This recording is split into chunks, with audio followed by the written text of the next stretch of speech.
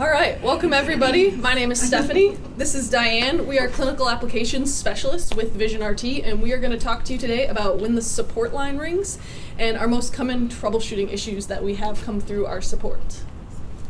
Okay, so things that might come through on a given day are delta fluctuations when a camera pod is blocked.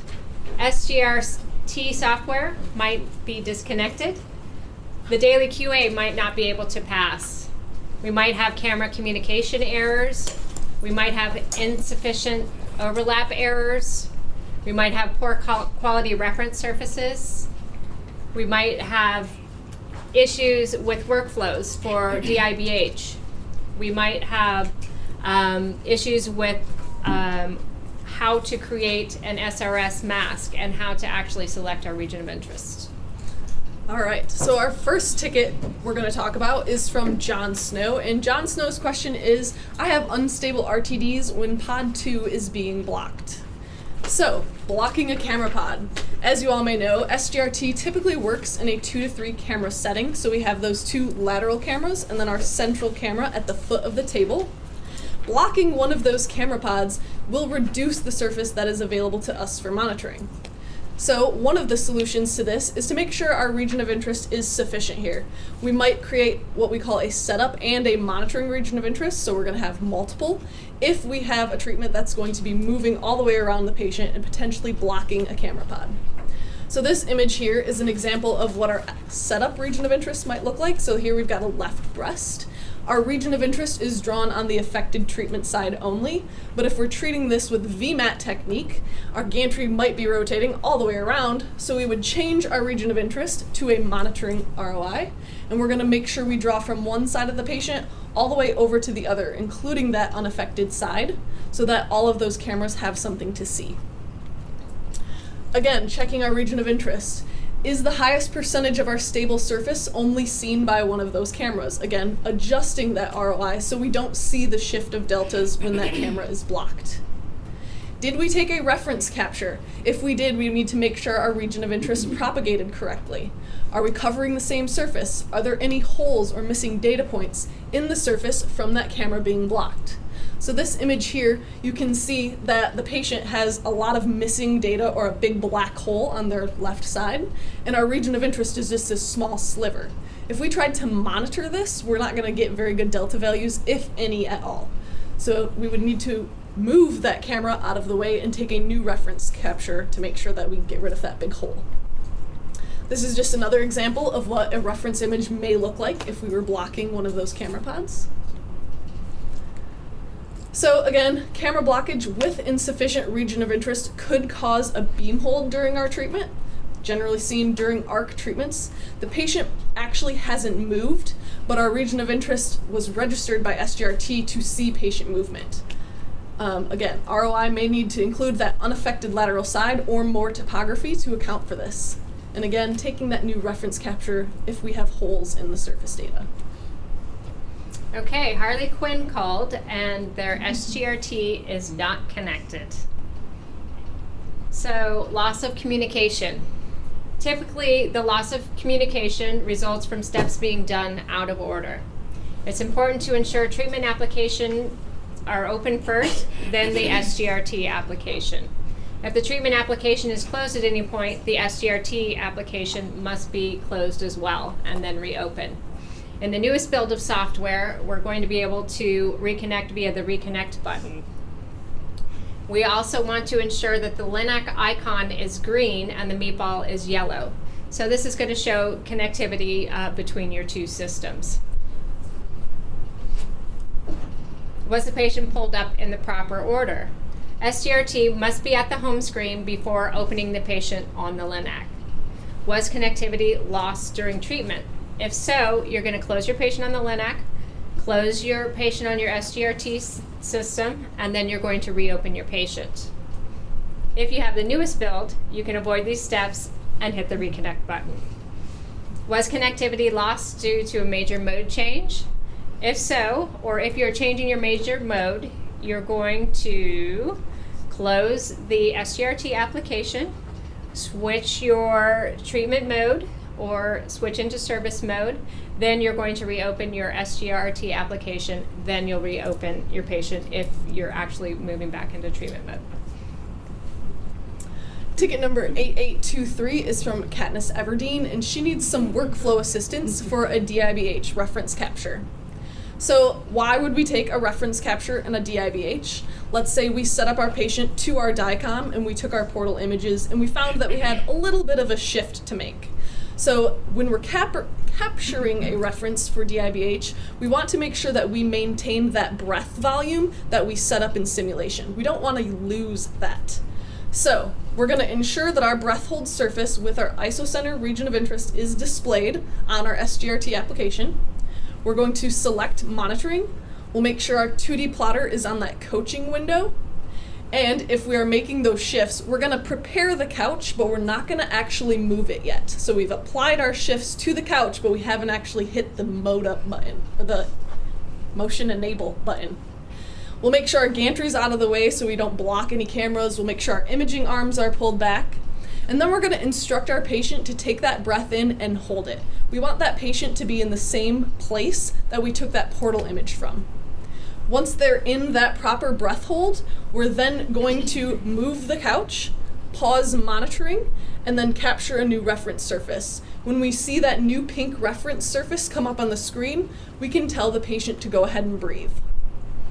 In our newest build of software that is slowly being released to customers now, you don't have to pause monitoring anymore to take a new reference capture. You'll be able to take that reference without pausing monitoring. That'll be very helpful in this DIBH reference capture workflow.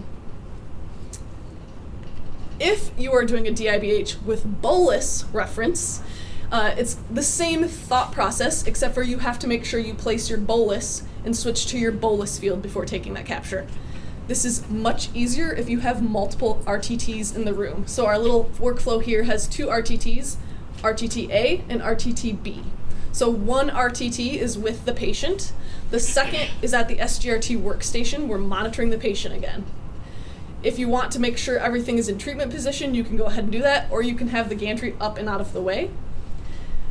When everything is ready to go, the first RTT, A, who is with the patient, is going to have that patient take their breath in and hold it.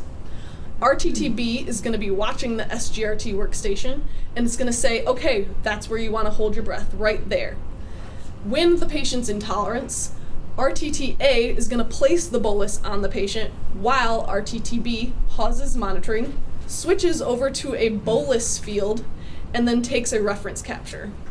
A message is going to pop up on the screen that says, are you sure you want to take a reference, yes or no? She's not going to, or he, my bad. RTT-B is not going to take the reference yet until RTT-A says, hey, yes, my bolus is in place. Then they'll take that reference capture and tell the patient to breathe. Sounds cumbersome. It's a lot easier once you do it a couple times, and definitely a lot easier when you have multiple people working on it. So you just make sure that your region of interest propagated correctly onto that new reference surface, and then you'll continue monitoring and treating with that bolus reference surface. Okay, Han Solo called, and the warm-up says daily QA is unsuccessful. Okay, some things you want to check are, was the calibration plate properly placed at isocenter? Are the arrows facing towards the gantry? Are blobs 1 and 4 also facing towards the gantry? Did you set it up at 100 SSD? Was the room lighting the same as monthly calibration? Okay, are there any lights out in the room? So you may have your light switch set at the proper setting, but you may have one of your can lights, which is close to your plate, burned out. Was the field light left on if it's typically not? So basically, you're going to want to do your monthly calibration and your daily QA at the same lighting as your treatment lighting. So you want everything to be at the same light level. Okay? If daily QA still isn't passing, you may need to do a new monthly calibration. Basically, your daily QA is checking to make sure that your relative pod position has not changed from what it was with your monthly calibration. So if one of your cameras has been bumped, you can do a new monthly calibration, and then your daily QA should pass from that point. If it's still not passing, are you receiving an insufficient memory error? If so, restart the PC and you can continue with your daily QA. Our next ticket is from Peter Quill, and he is having a camera communication error. So the first thing we're going to ask you if you call us and your camera isn't communicating is, are you performing a daily power recycle? So communication issues are targeted by this power recycle, and we may see them in the following forms. So these are some error messages that would alert you that you're having a camera communication error. Sys-init error message when starting up your SGRT system. You might see an error that says there is a problem communicating with the cameras. Or maybe your camera projector is just not working or it won't turn off, but no error message is being displayed. So the current policy for SGRT is to leave the system powered up overnight. This policy was put in place to ensure that you have proper and prompt setup time in the morning and you don't have to wait for your cameras to come to a certain temperature. Could be a 20 to 30 minute wait time. So we are trying to avoid this. So to keep that policy in place, we are recommending that all users perform a power recycle every day in the morning prior to doing their daily QA. So how do we do this power recycle? The first thing we're going to do is power down the entire system. So from the main menu, you're going to close your SGRT application by selecting the red X. If you have an isolator wall switch for your camera power, you're going to go ahead and turn off the power to those cameras. And then on the SGRT workstation itself, you're going to follow the path start, shut down. We're then going to move back into powering up the entire system. So on the workstation, we're going to press the on-off button to power up that workstation. Once Windows opens on the computer, we're going to turn the power to the camera pods back on. Because with the cameras, we're only off for like a minute or so, we don't have to wait for them to come back up to temperature. There's no wait time here.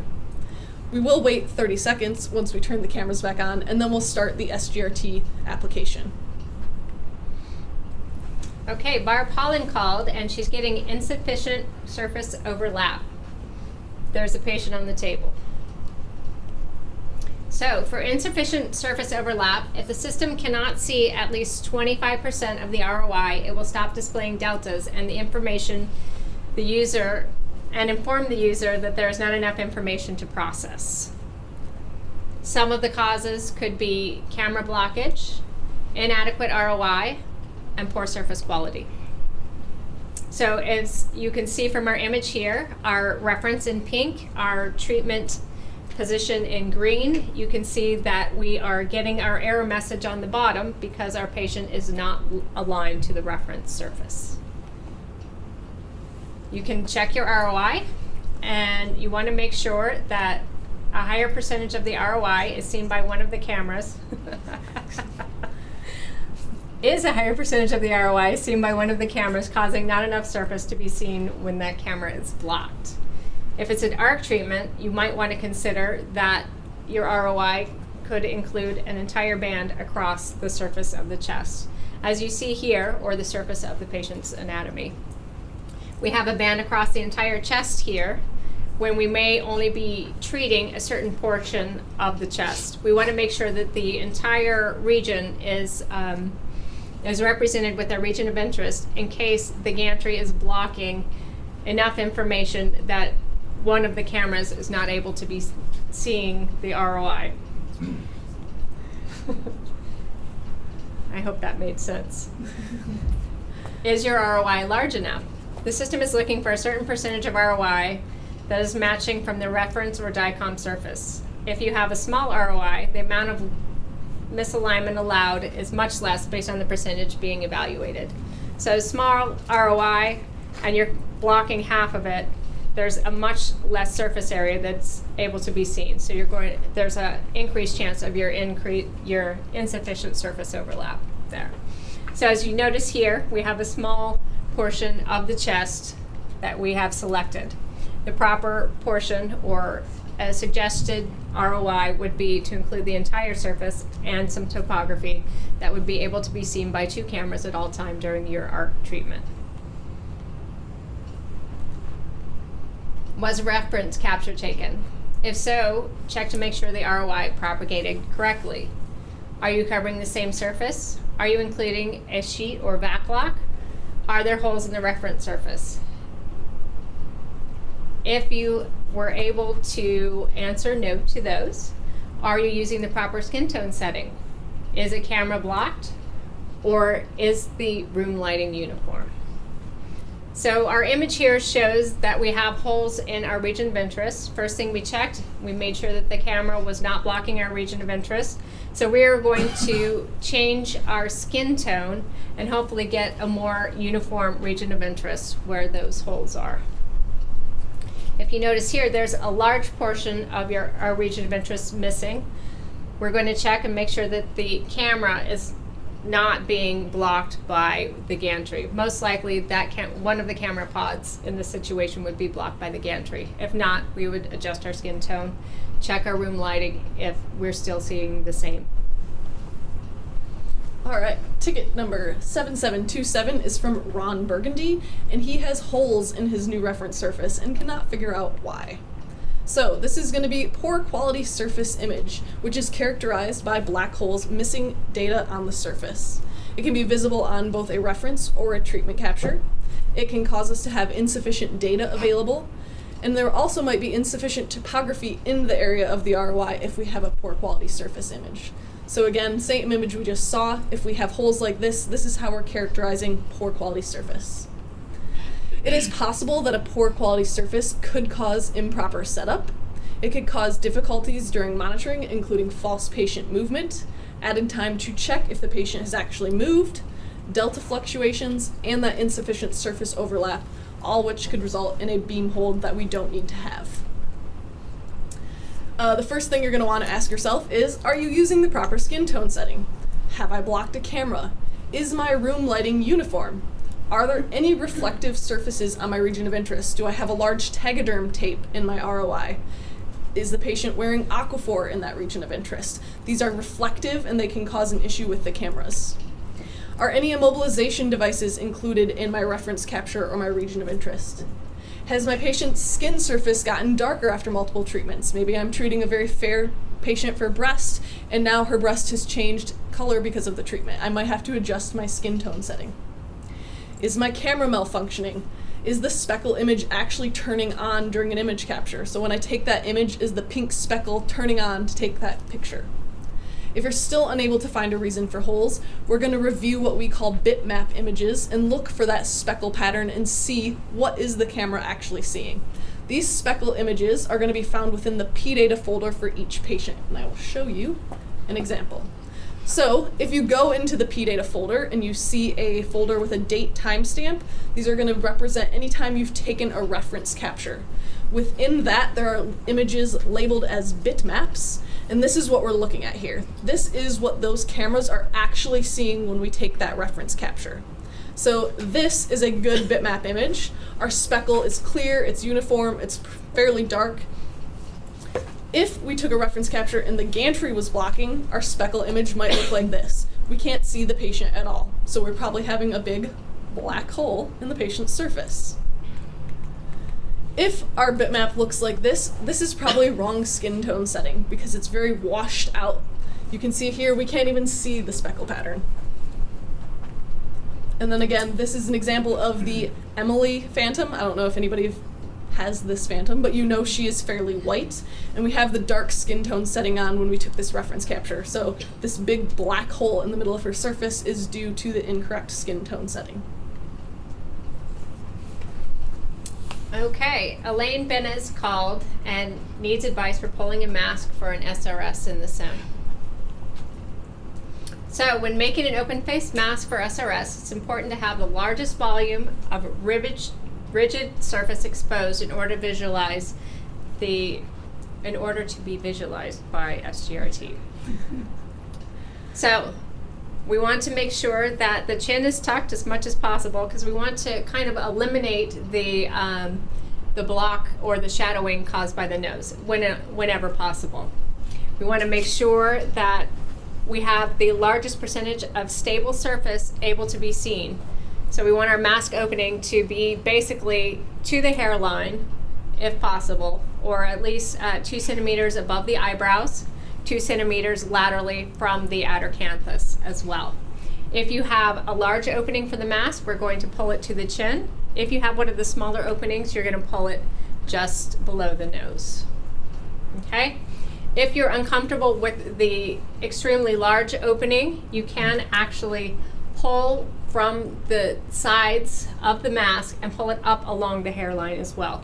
So you'll still have a good size opening, but you'll have a little more of a rigid or stable surface. You're going to make sure that your mask opening is not tight around the edges. So when you're pulling your mask while it's still warm, you may want to run your finger around the opening of the mask. And what that's going to do is kind of break the seal so that when it's cooling, it's not going to push the skin up towards the face. It's going to have the natural lying of the skin. All right, our last ticket is number 1852, and Derek Shepard called, and he needs to know how to draw a region of interest for an open mask. So, an ROI for open masks used in our SRS treatments should only cover the area of the face that is not covered by the mask, so only where the mask is open. We're going to focus on including those stable surfaces, so as much of the forehead that we can get with that mask. We don't need to go all the way back on the forehead, but at least a few fingers width above the brow. Those eyebrows are going to give us some very good topography on the face. We're going to go as far laterally on the temple as possible. This is going to be really important if you're introducing large couch rotations in your SRS treatment. We need to have that lateral data here so that the central camera still has surface to see when we rotate that couch. And then we'll also include the nose when possible. Some areas to consider excluding from your region of interest are hair, including facial hair for our men, the mask itself, cheeks if any swelling has occurred after simulation. If your patient's taking some type of steroids, sometimes they get that puffy cheek. If we put that mask on, it can cause little chipmunk cheeks, and that could cause our deltas to read incorrectly. So we could cut out the cheeks like on this bottom picture here. And then we do have some customers who will remove the eyes. We have seen where patients or models who come to trade shows and wear fake eyelashes, if they blink a lot, that can cause some delta fluctuation as well. You're going to want to make sure you're reviewing that region of interest anytime you take a new reference capture during an SRS treatment. So if there's any holes in that surface, we're going to want to try to fill them in or take another reference to get rid of them. Make sure our gantry wasn't blocking, make sure our skin tone settings were correct. Did the surface actually populate on the same area you had intended it to be? This is going to become really important in SRS treatments because our region of interest is quite small. We need to make sure it is accurate and the best surface that it can be. So if you need to edit the surface or remove any of the mask or any hair that's included in the new ROI, you'll want to do that. In the new software version that is currently rolling out, again, like we talked about earlier, there is a purchasable option where you can actually see the patient's information itself. It's called 3D photo, so you can see exactly where that mask is, and that'll be very helpful in editing and drawing SRS ROIs. Any questions?